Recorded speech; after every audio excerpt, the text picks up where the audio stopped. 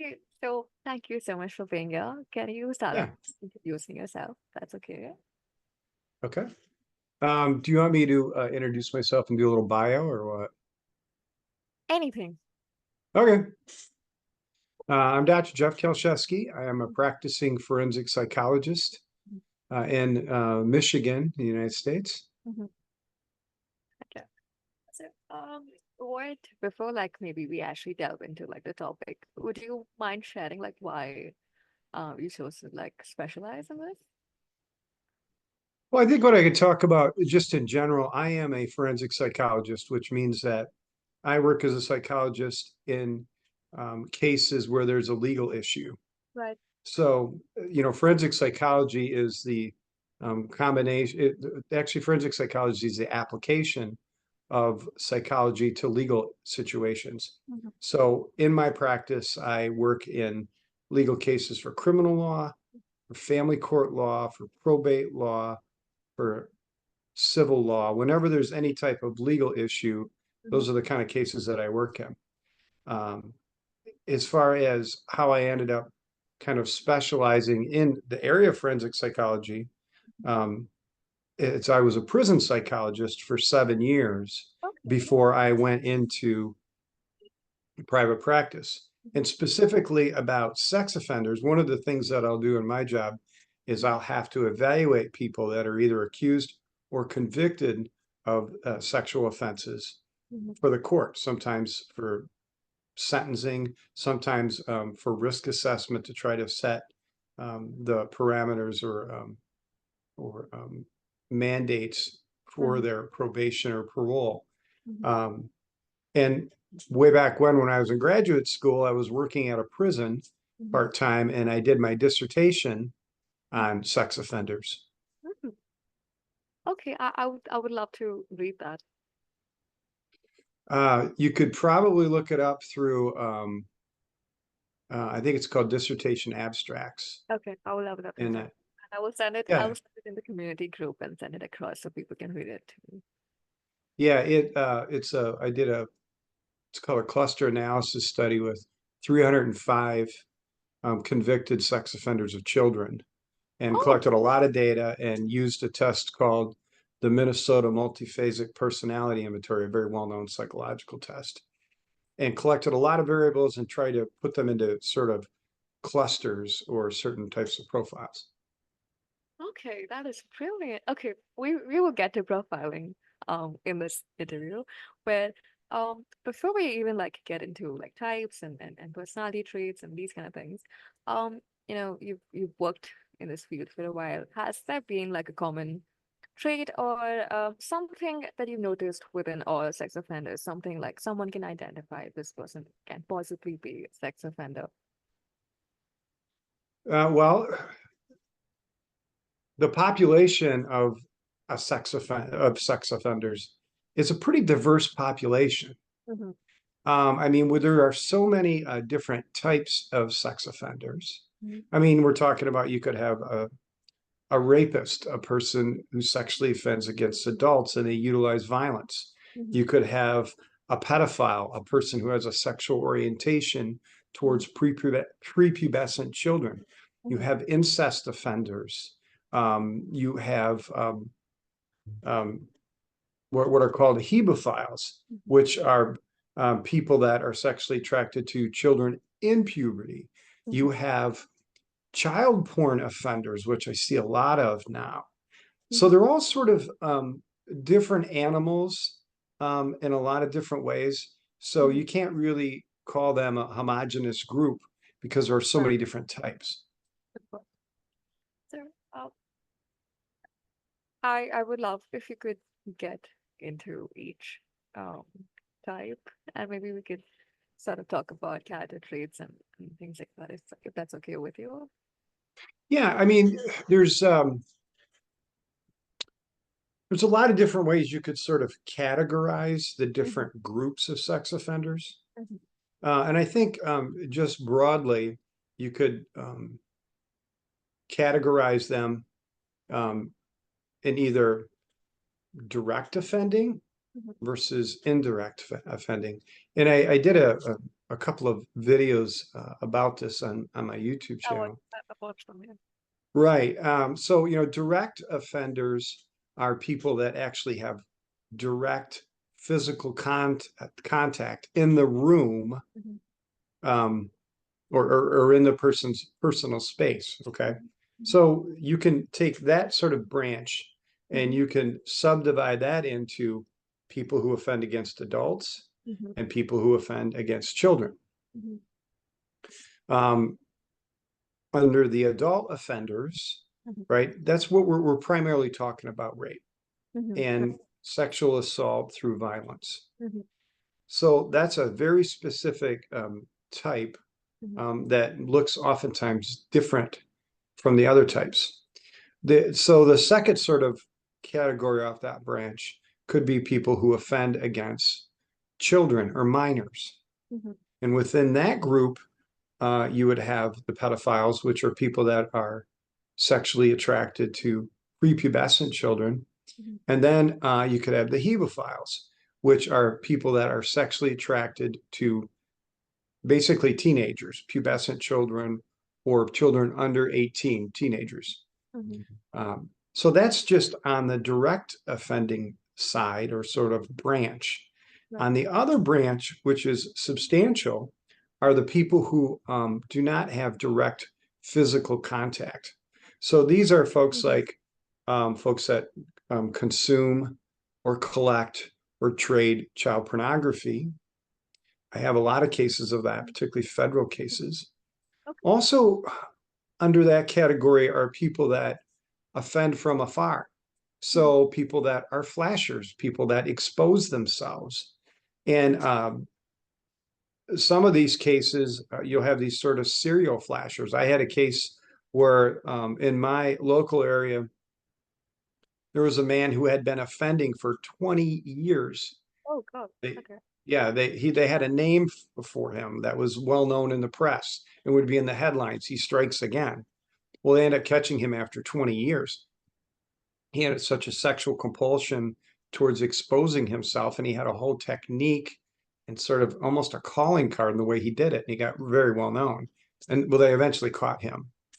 So those are kind of the two branches, and then kind of underneath those, the two branches of direct versus indirect, and underneath that, other sort of subcategories.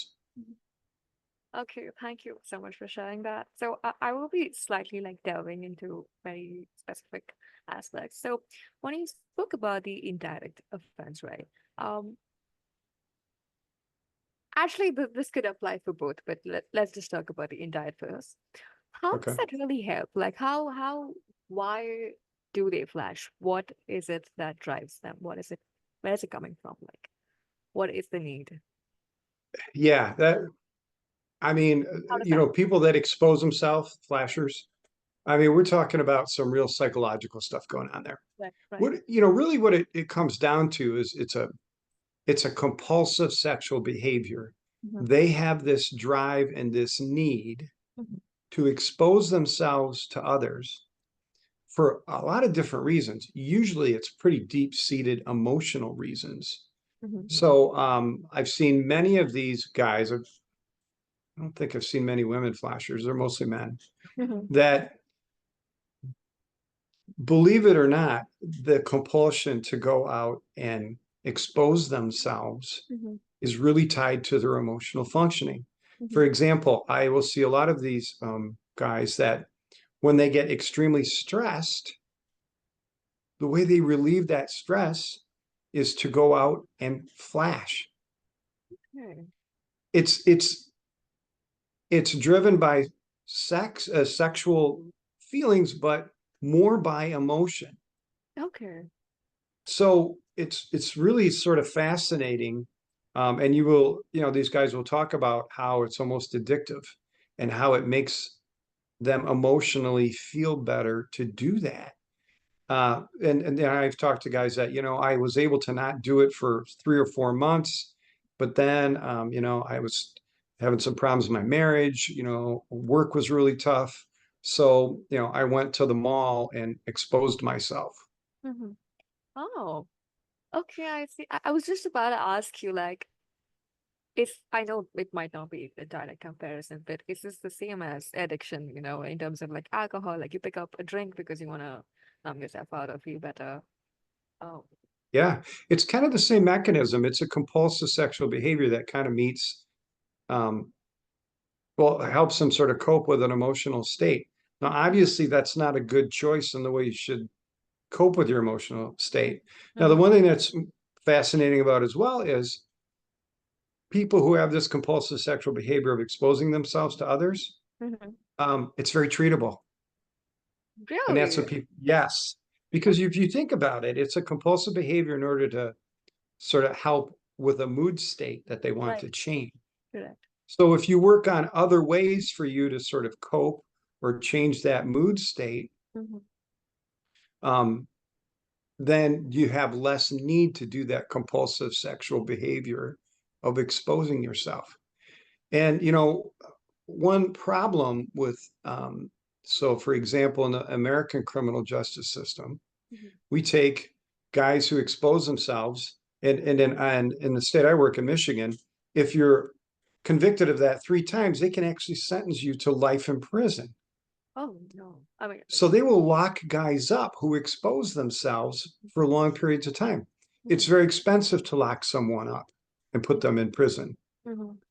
In Canada, where I would argue they're more informed about the psychology behind um, criminal behavior, and their criminal justice system has more sort of input from psychological science. Mm-hmm. What they do is they say, well, we know we sort of get more, for lack of a better phrase, bang for our buck if we don't put someone who habitually flashes in prison, Mm-hmm. we put them in treatment Ah. with pretty intense supervision. Like they have a special probation officer that deals with these kind of offenders, Mm-hmm. and they go into specialized treatment. Mm-hmm. Um, and what we find is they don't recidivate, they don't come back, they get better. In the American criminal justice system, when we put them away for a year and they come out, guess what happens? They They do get it worse. again because it's a treatable condition that hasn't been treated. Yeah. And we just wasted a lot of money by locking someone up for a year rather than having them do some outpatient therapy and have intense probation, and they can still work and pay for Mm-hmm. their treatment. Mm-hmm. So it's a much better way to go. But you know, in our criminal justice system here, sometimes we don't look at the science behind some of these behaviors and just jump to the kind of punishment mentality. How's a person? And if you don't mind me asking, of course, I mean, did these people volunteer to get better? Because uh, I don't know, maybe you know how they say if someone doesn't really want to be in therapy, nothing's gonna work. So how does that work for someone? So, That's a great question because I can tell you by evaluating and interviewing and talking to these guys that were convicted of mhm, exposing themselves, literally thousands of them over the past 25 years. mhm. I can't recall meeting one that doesn't want to get better. Really? Oh, Yeah, because it's a compulsion. They don't want to do it, most of them. okay. It's not like, you know, we think about, okay, sexual type behavior. People like to do that because it gives them pleasure, right? Mhm, mhm, Or it helps increase intimacy in a relationship. Those are mhm, sort of healthy expressions of sexual behavior. mhm, These guys who do this compulsive sexual behavior, it is something they don't want to do mhm. because number one, it can get them in a lot of trouble. Number Right. two, it can ruin their life. Mhm. It's sensational, so the media likes to cover it and plaster their picture and their name all over. There's a lot of risk involved in that, Mhm. and so a lot of them don't want to keep doing that. It's more of a way to relieve an emotional state rather than a pleasurable experience, if that makes sense.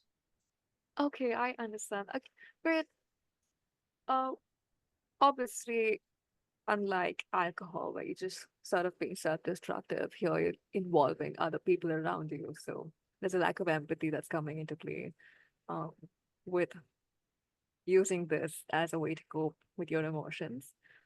So, would you say that people that are sex offenders are usually high on the narcissistic spectrum, or is that not always the case?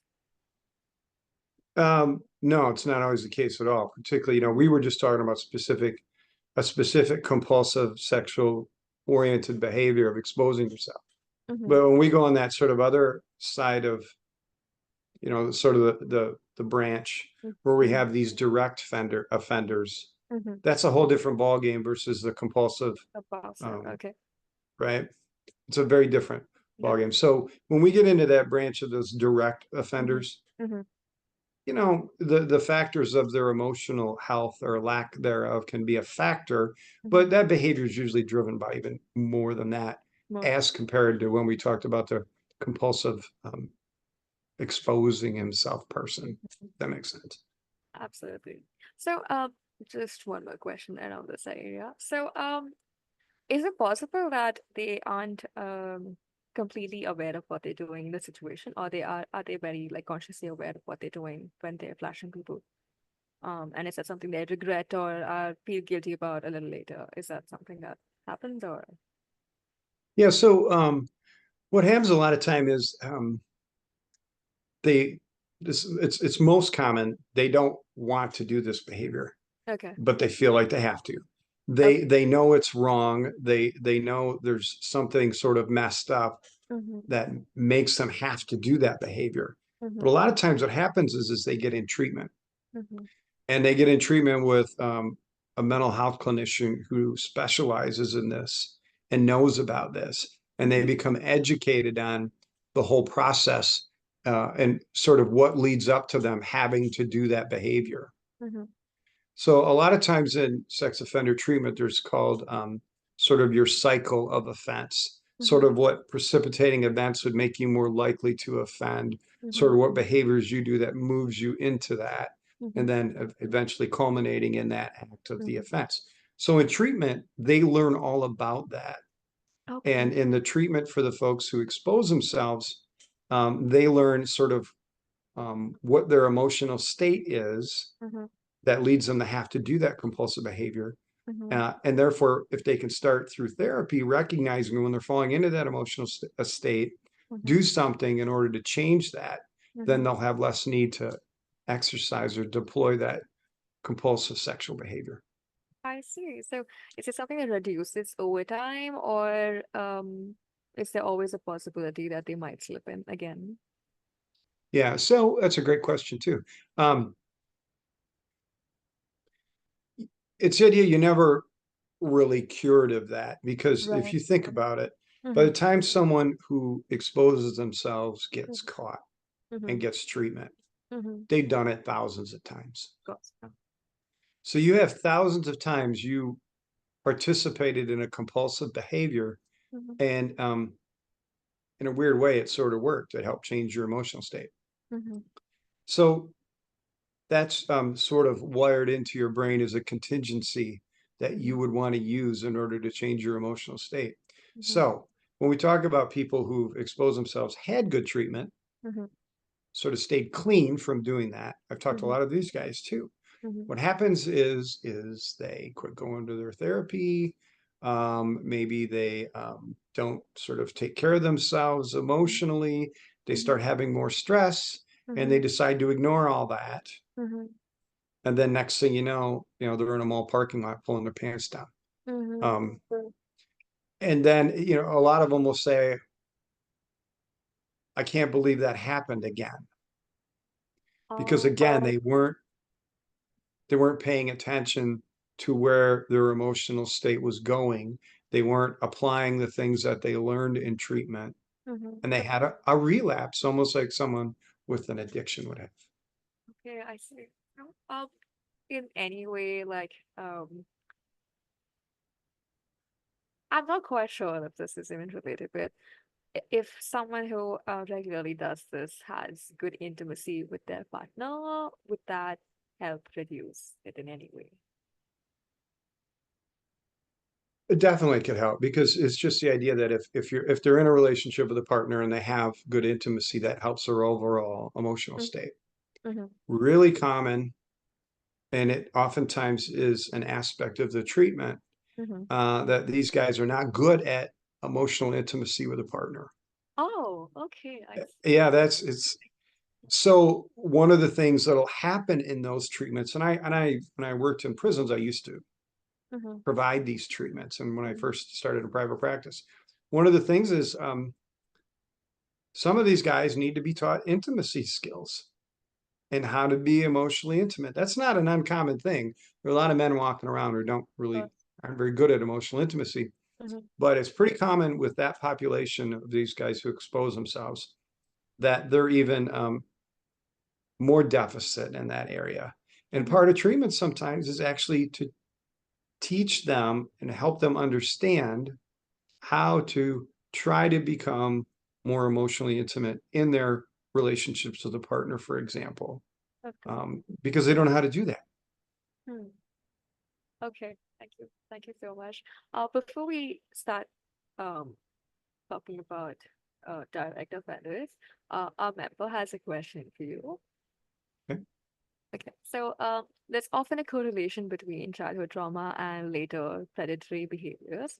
So in your opinion, at what point does that trauma pathway potentially transition into predatory behavior? And are there any critical intervention windows? Great question. So for a long time, um, one sort of theory or idea that people had was people who were sexually abused as a child are more likely to abuse others. Mm-hmm. Now that's actually a myth. Oh, When we look, okay. yeah, it's a total myth because when we look at samples of convicted sex offenders, Mm-hmm. you'll see wide-ranging figures. Mm-hmm. So, for example, um, when you look at epidemiology, how many people are sexually abused? And I'm basing this on the American samples. Mm-hmm. I think I have this right. It's usually about 1 out of 4 girls Okay. and 1 out of 8 boys who've been sexually abused in childhood. Mm-hmm. Now, 25% of women are not committing sex offenses, and what is that? 16% of men are not committing sex offenses. Mm-hmm. So, in some of the samples of people convicted of sex offending, so for example, the research that I did on my dissertation, 300 guys convicted of sex offending against children, only about 6% had been sexually offended on in their childhood. I Now, see. other samples you see in the research, some samples will say 60%. But the idea that there's almost a, a strong association or sometimes even a causal association is really flawed and not supported by the research. You know, again, if everyone who was sexually abused was sexually abusing other children, Mm-hmm. there'd even be more sexual abuse, right? If you just Right. look at epidemiology numbers versus how much abuse is occurring in the world. Okay. Thank you. Palak, you can unmute yourself and ask. Thank you, Ashwarya. Hello, sir. So, my question to you is that in forensic evaluations of sexual predators, how do you balance objectivity and so particularly in cases where the predator may have experienced some trauma themselves? Right. So the question is, so if I have to do a forensic assessment of someone who's an offender, um, how do I take into consideration things like potential post-trauma?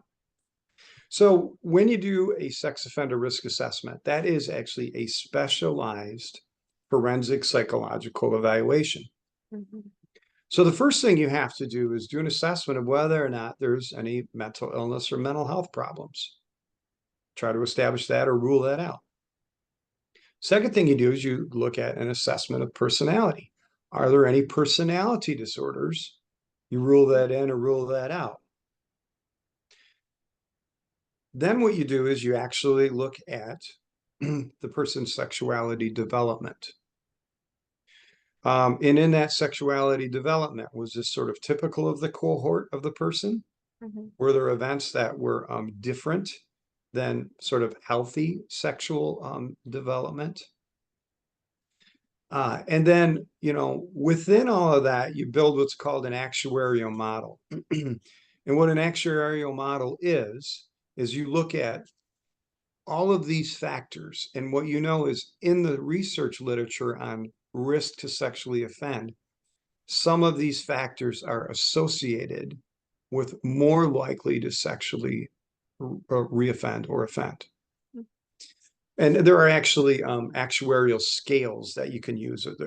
It's like a sort of like a checklist. And there's a lot of great research behind this, a lot of great meta-analysis studies.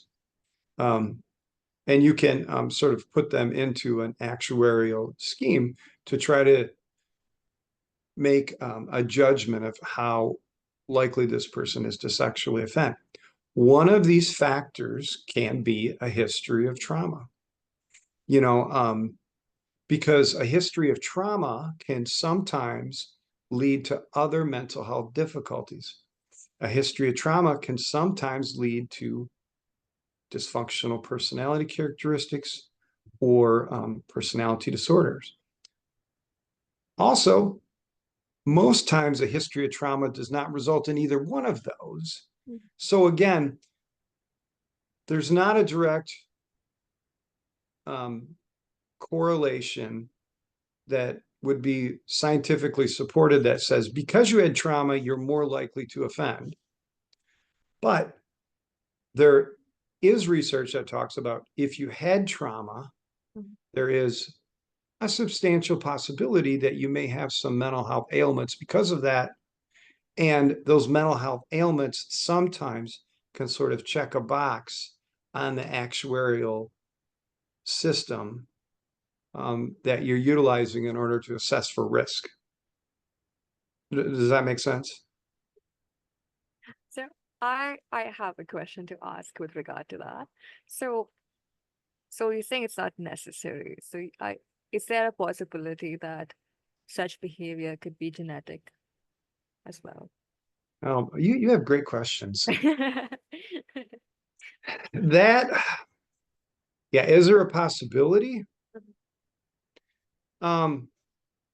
There's not any research that I'm aware of that directly supports that, at least not a body of research, right?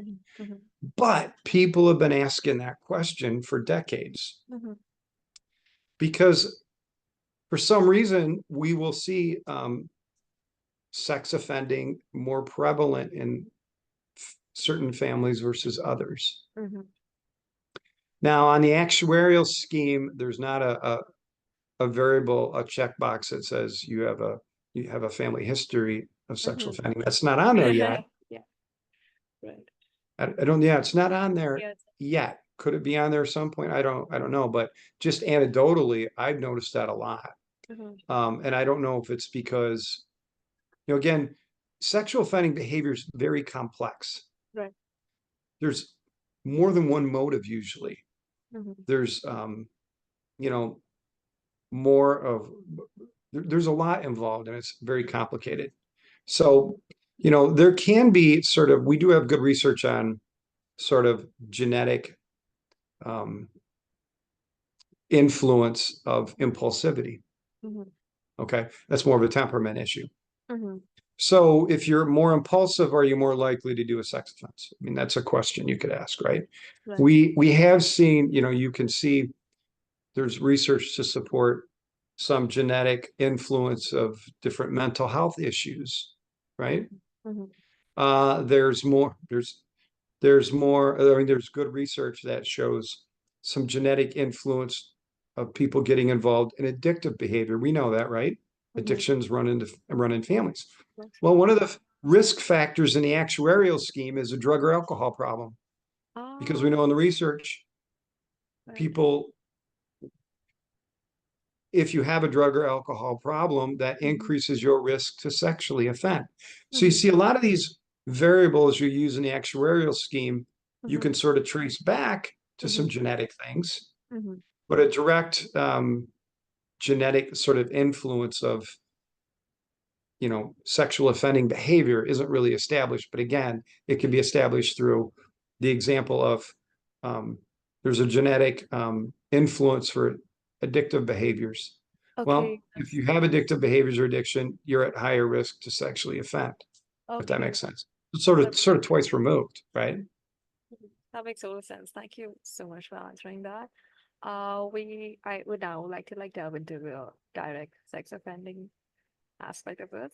So, even within that, if you could also talk about um sexually offending a stranger versus a known person, how that also comes into play, um, if that's okay with you. Right. Okay. Great questions. So the idea that there are sexual predators out there that are sexually offending against strangers all the time Mm-hmm. is again a bit of a myth. Right. By far, most sexual offending occurs with someone the person is at least acquainted with. Mm-hmm. Right. Okay. Mm-hmm. You know, I do some television work and I'm on, there's a show called Crime Stories with Nancy Grace. Mm-hmm. And we covered different cases that are in the media. Mm-hmm. And that comes up a fair amount where there's been a sexual assault and Mm-hmm. they're trying to figure out who did it. Mm-hmm. And a lot of times it's someone they know or Mm-hmm. someone that, particularly with our social media now, Mm-hmm. it's someone they maybe never met in person, Mm-hmm. but they had conversations with them through Mm-hmm. social media. Mm-hmm. Now, with that being said, there are some offenders that will offend against strangers. Mm-hmm. That from in that actuarial scheme that I talked about Mm-hmm. puts them at even higher risk. For Okay. some reason, the ones who sexually offend against strangers, Mm-hmm. they're more likely to offend under the actuarial Mm-hmm. scheme. Mm-hmm. So, you know, the sort of stereotype story of a guy jumping out of a bush and grabbing a woman who's out jogging and sexually Right. assaults her. Right. That does happen, obviously, and it gets a lot of attention. Mm-hmm.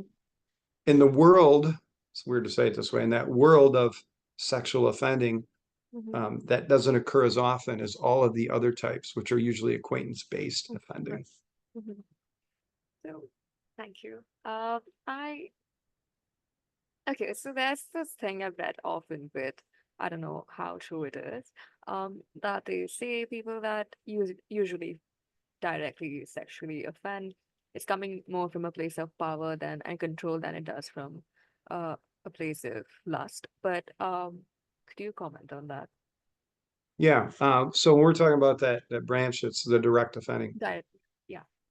The forced sexual assault, Mm-hmm. which are the people that offend mostly against adults, Mm-hmm. um, that definitely has a huge power dynamic. Mm-hmm. You know, this idea that rape is an act of violence versus an act of sex. Mm-hmm. I would agree with that. Mm-hmm. So within that group, yeah, the power and control is a big, big deal. Mm-hmm. In the group that offends against children, Mm-hmm. it's much different. Okay, I see. And what we're talking about with children, a lot of times the sexual appetite of the offender Mm-hmm. really is the driving force or the motive behind that. Now, on the other side, you know, the violent offenders, some of those guys have sexual appetites towards violent sexual, Mm-hmm. you know, Mm-hmm. violent sexual acts. Mm-hmm. But a lot of their stuff is really power and control and underlying that. But the people offending against kids, there's not as much of that. It's more of a sexual appetite that drives that behavior. I see. So is there okay, of course, I don't think it's practically possible to control someone's feelings, but is it possible to help someone who is attracted to children to not act on those feelings? Right. Again, you all have great questions because so when you look at not only risk assessment, but amenability to treatment, because I think that's what we're talking about here. Mhm, mhm, Within that group, again, you know, these are not homogenous groups, right? mhm, So just within the group of people who sex offend against children, mhm, you have pedophiles who sex offend against prepubescent, hebephiles who offend against teenagers or kids in puberty. mhm, You have male offenders who only offend against females. You have male offenders who only offend against males. You have offenders who will offend against either. So each one of those sort of subcategories brings in really different dynamics that need to be addressed in treatment, and also a different risk level. So some of these are more treatable than others in the research. So for example, a stepfather offender who offends against his 14-year-old stepdaughter is much more treatable, according to the research, less likely to reoffend if they go through treatment, versus a male who sexually offends against 8-year-old boys. Ah, okay. So if there's an offender who has a strong sexual appetite towards 8-year-old boys, that's called, that particular type is usually called an exclusive same-sex offender. Okay. And the exclusive same-sex pedophile is not that treatable, and the treatment goals are different. With the exclusive same-sex pedophile, basically the treatment nowadays would be, you can't be sexual. That's it. You can't be sexual. You have a sexual appetite towards that child, towards children of that age. And that's something. Now, people can argue this, but I know the research on it, and I've done this. I've seen it. You have a sexual appetite that is illegal. You have a sexual appetite that causes harm to children. You can't be sexual anymore. That's a tall order, right? That's why that particular population reoffends a lot. As compared to the stepfather with an alcohol problem who goes into a room and touches his 14-year-old stepdaughter in a sexual manner when she's sleeping. That guy's more treatable. First of all, let's take care of the alcohol problem, because that likely contributed. In other words, your inhibitions fell down. You had some sexual attraction towards this girl and your inhibitions fell down. Second, let's sort of tease apart why you thought she would be a viable sexual partner, your 14-year-old stepdaughter. Now we got a boundary issue, right? So there's more things to therapeutically address where you could see some change versus the exclusive pedophile who is just really attracted to 8-year-old boys. Okay, so I never really thought of it that way. So I feel even awful even like putting this into comparison, but is it just like, does it really come down to taste in people? Like, does it I like this but I don't like that for someone who is sexually attracted to, like you said, the same sex, someone who is a pedophile and attracted to only the same sex. You're telling me that's just coming out of a place of like specific desire and there's no like concrete reason as to why that's happening?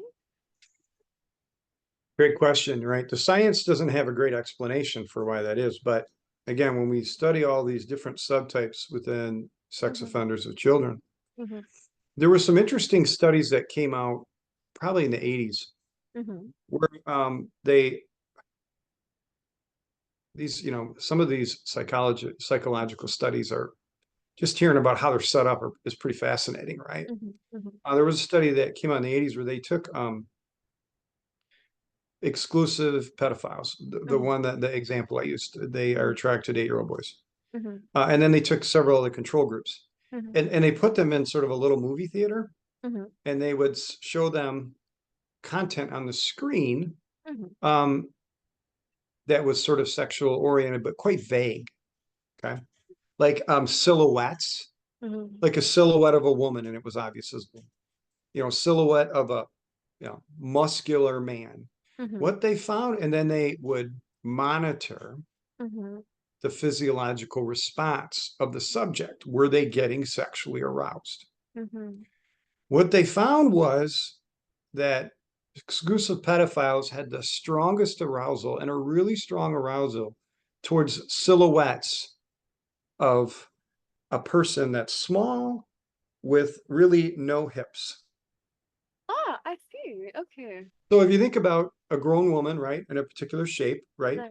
Right. women have anatomically have Of course. hips that come out from the waist, right? Right. Of course. Right. With grown men, what you find is anatomically, above the waist tends to V out and it's bigger and it looks like an adult man. Mm-hmm. Children, straight up and down, right? As far as Mm-hmm. anatomically, because their bodies haven't fully developed yet. Mm-hmm. Now it becomes this, are they biologically wired to be attracted to that particular Quite that. stimuli? Mm-hmm. You know, it's an argument because one thing what we do find is there's been a lot of really kind of wild studies on this stuff that happened. What we find is that men who are heterosexual, we do the same experiment and we put up the silhouette of the woman and they have more response versus the man. We find out that adult males who are homosexual, we put up those profiles, they have a physiological response to the male silhouette. Mm-hmm. The pedophiles, they have a response to what looks like a child's silhouette. Mm-hmm. So there's research that supports, that your sexual orientation Mm-hmm. is something you're born with. Now, some people might dispute that, but I know the research on it. Okay, you're sort of born that way. Mm-hmm. Are pedophiles born that way? We don't know yet, but there's some research that would suggest that. Mm-hmm. So again, I always had my opinion has been for a couple of decades now that particularly those exclusive pedophiles, Mm-hmm. it's a sexual orientation. Ah, I see. I see. A lot of people And do and get it's offended by that, but it makes sense actually. It does make and sense. it's not an appropriate orientation, Right. right? Mm-hmm. Because it's illegal and frankly it causes harm to people. Mm-hmm. So anyway, that's an interesting area, is there a biological underpinning to certain types of pedophile populations? I would argue there is, but the research hasn't, you know, unequivocally supported it by now.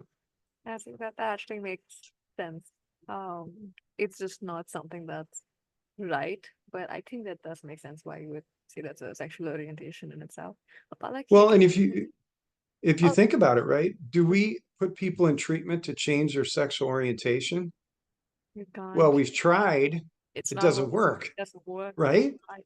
So if you apply that principle to the pedophiles, um, are you going to change their orientation? The earlier treatments in sex offender treatment used to take pedophiles and try to make them like women. It was, decades ago. Mm-hmm. Guess what? It didn't work, right? Right. So in that sense, I think this might be a really crazy question, but I don't know if it's even possible because a child can't consent, right? So if someone who is attracted to a certain kind of, um, like you described, someone who doesn't really have like hips and those kind of traits, right? How about being sexually in in a sexual relationship with someone who is grown up but has a certain body type that uh, doesn't necessarily have big hips or those kind Right, of things, if that's possible. right. So first of all, I want to dispel a myth. There's another myth out there Mm-hmm. that men who have sexual activity with adults Mm-hmm. and with children, Mm-hmm. that those, well, let me start over. I want to dispel a myth. And basically, here's the myth. The myth that gay men are more likely to sexually offend against boys. Mm-hmm. Complete myth, not Okay. supported in the research at all. In Mm-hmm. fact, in the research, when you have a pedophile who's non-exclusive, which Mm-hmm. means they have sexual relationships with adults and with children, Mm-hmm. that's a different animal too, right? What you find is in non-exclusive pedophiles, Most that offend against boys have sexual relationships with women. I see. It's extremely rare to find a person who sexually offends against little boys Mm-hmm. who also has same-sex relationships with other men. Statistically, and when I was a professor, I used to talk about this because, and particularly, I always started teaching college in the 90s. So we didn't talk about that stuff as much then.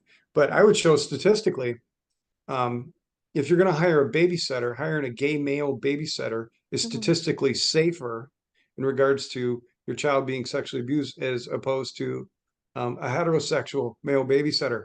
They have a Mm-hmm. lower risk level. Okay. Okay, I see. Thank And you. people Thank you. have a hard time wrapping their mind around that Uh-huh. because of their own stereotypes and the myths that they've heard. Of course, of But course. statistically, that's the truth. Yeah, that's just coming from a place of homophobia, I think, rather than Yeah, I think so. actual. Yeah. Yeah. Palak, you can unmute and ask your question. Okay, so I actually have a lot of questions from what Yeah. you just said, but I'll just stick to one.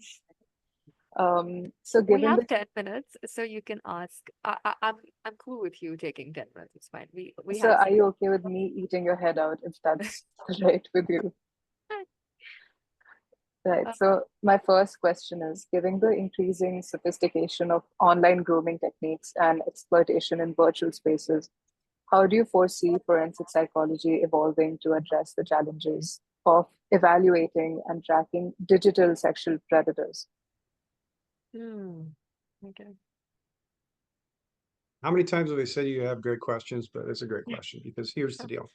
So when I was trained when I did my dissertation and when I worked in prisons, and when I started in private practice 23 years ago, Mm-hmm. all of the research that I would base my assessments on, all the research that we would utilize in treating this population was not, did not include a lot of the online sexual predating, Mm-hmm. if that makes sense. So what happened is, as a forensic psychologist, once things exploded online, and they did explode, there was a day where all of a sudden there was nothing, and then everything was there. The research took a while to catch up. So I can give you an example. When I worked in the Federal Bureau of Prisons, child porn offenses were people would order things out of magazines, and an FBI agent dressed as the postman would walk up, hand the person the package, they'd sign for it, then they'd be arrested. Now, there's so much child porn that gets accessed, Mm-hmm. but also, like you talked about, the online grooming. So the research is just starting to catch up on that. So I read the research all the time on what risk factors do we look at with people who are grooming online. Mm-hmm. And I can tell you there's almost a process that occurs with a lot of these guys, where they get into child porn, and some stick in child porn and that sort of thing. Some get into child porn, some start talking to children online, grooming, violating boundaries online. And then I've had a lot of cases where it moves on to they actually set up a liaison with the child. And then when they show up, law enforcement's there. I have a lot of cases like that. So one of the things from the perspective of a forensic psychologist is there's not research that talks about that whole process. But I know from other research on compulsive sexual behavior, I know about other research on sexual addiction. There is a mechanism, particularly in the sexual addiction research, where you start out with a stimuli that's exciting and arousing for you, Mm-hmm. and you get satiated to that. And Mm-hmm. this concept of satiation, where you get sort of used to it, this is an old applied behavioral analysis theory that's well supported. So what happens is you need to sort of up the ante. So Mm-hmm. just by looking at pictures of child porn, Mm-hmm. that's not enough to give you that sense of arousal and stimulation. So then you move into videos.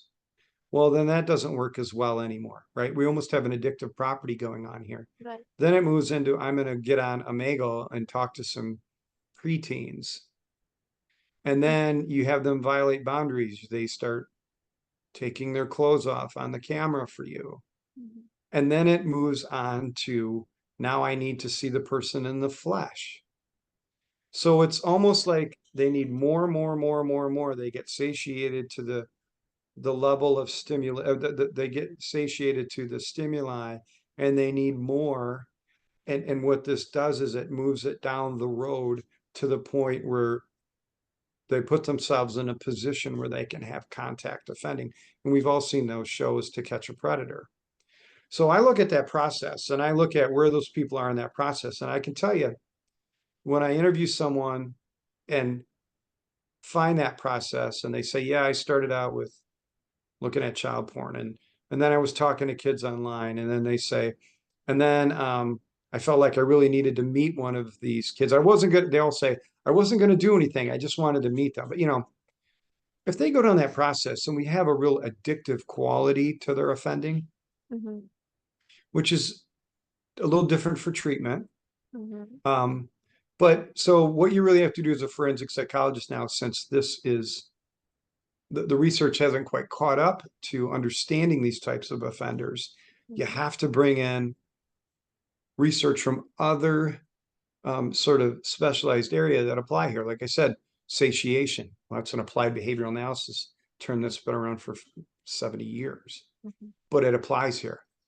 So again, that as a forensic psychologist, sometimes there's not a particular scientific research roadmap laid out for you. Mhm.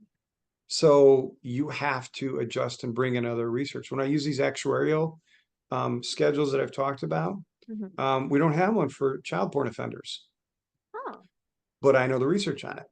And there's a spot in these actuarial schedules.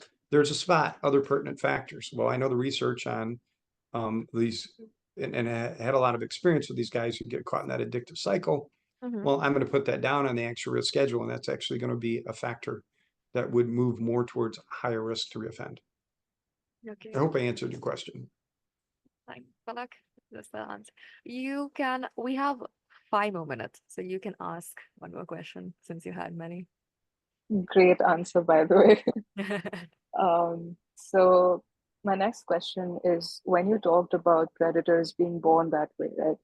What what are your thoughts on the current rehabilitative strategies for sexual predators? And do you think cognitive behavioral therapies or pharmacological interventions hold more promise in reducing such cases?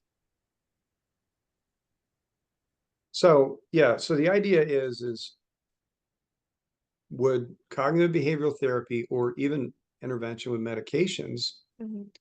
could that be something we would want to apply? Well, again, the whole population of sex offenders is quite heterogeneous. There are different types. Even within those types, it can get pretty complicated, right? So let's say I have an offender that has a drug and alcohol problem. Well, we're probably going to want to bring in some substance abuse treatment to take that out, because that's one of those factors that's associated with higher risk to reoffend. Mhm. Cognitive behavioral therapy. Do we want to apply those types of techniques to help an offender understand their offense cycle? Mhm. Cognitive, what are they thinking? How are they behaving? And how does that fit in with putting them in a position where they're at risk to offend? Absolutely. Pharmacological. In the old days, what they used to do is they used to give you a medication so you couldn't get sexually aroused. And they said, that's going to fix you from offending against kids. Guess what? They would still offend against kids, even though they weren't sexually aroused. Mhm. But let's say you have problems with depression. Mhm. We know that having problems with depression is one of those factors that could put you at higher risk. Let's treat your depression with an antidepressant, Mhm. right? Let's say you have a lot of problems with anxiety, Mhm. and you happen to be an offender that exposes yourself. Well, if we were to treat with an anti-anxiety medication, and you had less anxiousness, then maybe you would not be in that state of mind where you'd have to draw on that compulsive behavior of exposing yourself in order to relieve your anxiety. So sex offending behavior is extremely complex, and there are several factors that may influence that. If we address those factors, then we can lower the risk for the person to reoffend. Now, we can't give a medication that'll stop you from being a pedophile. Mhm. Can we give you a medication that stops you from being a violent rapist? Well, if you've got a mental health or a mental illness underneath that, possibly. So we have to address the factors that are involved in each specific case and utilize and direct treatment towards those factors Mhm. rather than just an overall approach to treatment for a person who's been convicted of any type of sex offense. Okay, thank you. I will be ending this with one final question. Um, so we speak usually about people offending, sexually offending children and teenagers, and um, what about um teenagers themselves that are sexually offending little children because of hormonal or other aspects that also come into play? Yeah, so the whole area of adolescent sex Mm-hmm. offending Mm-hmm. gets even more complicated because we don't have as much research on that population, Mm-hmm. as we do with the bigger population of adult offenders. Mm-hmm. But yeah, so right, is a factor of, teenage hormones, is that a factor? Is impulsivity, which we see in teens, is that a factor? Yes. But the reality is most teenagers do not sexually offend against younger children, right? Mm-hmm. Mm-hmm. Most don't. Mm-hmm. Again, when we look at an offender and we're trying to design treatment, we need to look at all the aspects of the mental health, the social situation, all of these things with the offender in order to address those factors separately. I can give you an example. I've had cases where there were families that had very poor boundaries in regards to sexual behavior. There's Mm-hmm. been households where the parents will have sex in the living room when the kids are walking around, Oh where there's God. pornography. I've seen a bunch of cases like that. I know it's hard to believe, right? Oh my I've God. seen a lot of cases where families, this is weird, family having dinner and there's a pornography, there's a porno movie going on in the background, Oh my God. Oh. more than, several cases. So those are highly sexualized environments where, you would argue that basic boundaries that are part of our society Mm-hmm. are not followed. Mm-hmm. Well, guess what happens? Then that teenager who's highly sexualized, who hasn't really been taught any boundaries or controls in their sexual behavior, Mm-hmm. and they're molesting kids. Mm-hmm. I had a weird case where molesting kids under the steps at the church every Sunday. Oh God. Okay. It came from a super highly sexualized environment. So we have to teach this kid boundaries Mm-hmm. because his family has not taught him boundaries. Mm-hmm. So in order to have effective sex offender treatment, you need to look at the offender um, individually and find out what factors are at play that contributed to this offender being in a situation where they offended. There are some parts of sex offender treatment that are kind of standard. Like I talked about the offense cycle. Most offenders are going to learn about that. That Mm-hmm. applies to most of them. Mm-hmm. But again, the other offenders, those other specific factors, one of the problems I have with sex offender treatment sometimes is you go into a group, you go through the same curriculum, Mm-hmm. and that's it. When I used to do sex offender treatment, what struck me is I've got a guy who exposes himself, I've got a rapist, and I have a pedophile all in the same treatment group Mm-hmm. in prison. Oh. They're not getting good treatment because we're not looking at each individual offender. Good sex offender treatment, um, at this point, what the research says, involves a group component and Mhm. an individual component. So they go in a group and they learn about cycles of offending, Mhm. and they learn about what other offenders have done and how does that fit in with what they did. Mhm. And then they do individual work with their counselor who understands this concept Mhm. of we need to look at all these factors that were involved in this person offending, and we need to address those as well. And that's good sex offender treatment. Mhm. Unfortunately, it's expensive. Of course, yeah. No one wants to pay for it. Mhm. Um, it takes a lot of training to be able to provide that type of treatment, specialized training. Right. So unfortunately, you'll get these offenders, particularly in the United States, who come out of prison, have had the canned treatment program, but it didn't address any of those factors, and they end up Mhm. offending again, and they're back in prison. I see. So, would you say that, you spoke about boundaries, right? So is it, and this being a sort of sexual orientation in itself. So, do you think it's possible if empathy and, teaching them boundaries and respect, while also acknowledging that these feelings are okay, that would help in any way? It could, for sure. So example, one of the sort of standard parts of treatment in violent sex offenders is empathy training. Okay. That does it work or not? I don't know. It might with Mhm. some, might not with others. But again, that's a pretty common part of training with violent sex offenders is, and what I mean by violent sex offenders is rapists. Mhm. But again, even with that and that, you've got the person offending against a stranger versus the date rape. Right, It's a whole exactly. other area and population that brings in different dynamics. Mhm. But empathy training is a pretty standard part of treatment for people who are convicted of rape. Mhm. Okay, perfect. I cannot thank you enough for being here today. You are simply impeccable. What you're doing is brilliant. Of course, this video, like I said before, also belongs to you just as much as it Cool. does to me. Okay, so I will, um, within a day's time, you receive this video. You can do whatever as you please. And I would love to promote you all over our social media. Yeah, if you That, wouldn't that, mind, yeah, yeah. yeah, the because it's getting into the world of social media has been real interesting and really fun. I'm doing another video today. Uh-huh. Are you in India? I thought I Yes, saw. I am in India. Okay. Because here in the United States we had another school shooting 2 days Oh ago. no, oh no, oh no, that's not good. Okay. So I'm going to do a YouTube video today on.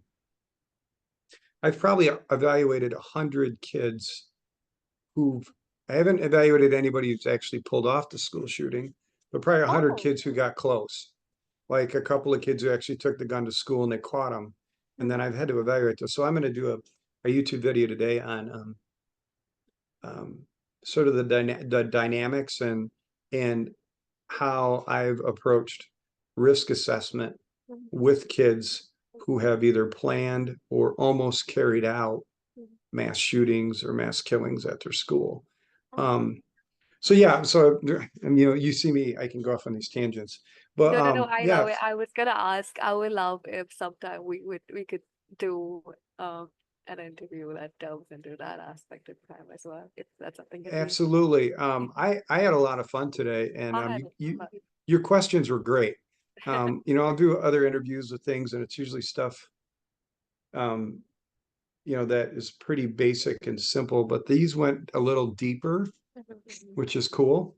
But no, I'm open to doing other interviews like this on topics. And if you go through my YouTube channel, you can see I talk about a lot of different Absolutely. topiurs I within. adore your YouTube channel. Listen, Palak, I'll send you his YouTube channel. And I'll be sending it across the group itself and everything. But your YouTube channel is simply amazing. And I wish it got more views than it has. Like it deserves so much more attention than it does. And I will try my level best to promote your work as much as I can. Yeah, you know, real quick, it was interesting going in that social media right before the pandemic.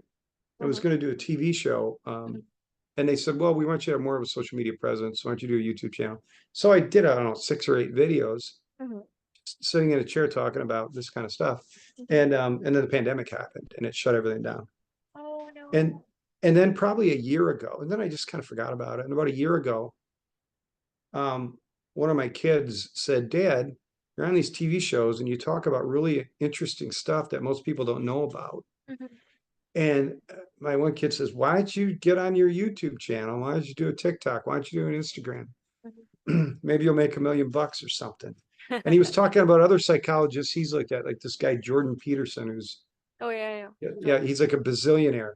He's Mhm. like, the stuff he talks about, you're more interesting than he is. I I mean, usually don't like saying that, but I would probably hold on. I'm gonna take this off the record.